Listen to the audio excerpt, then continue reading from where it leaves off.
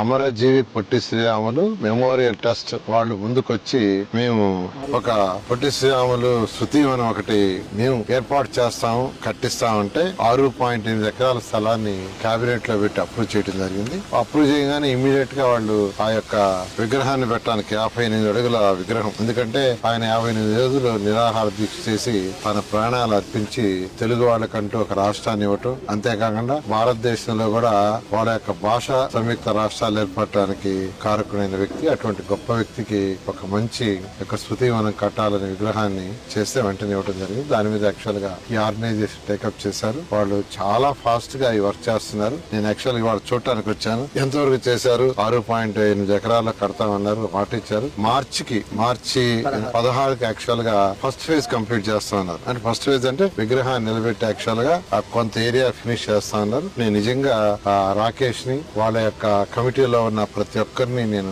అభినందిస్తున్నాను.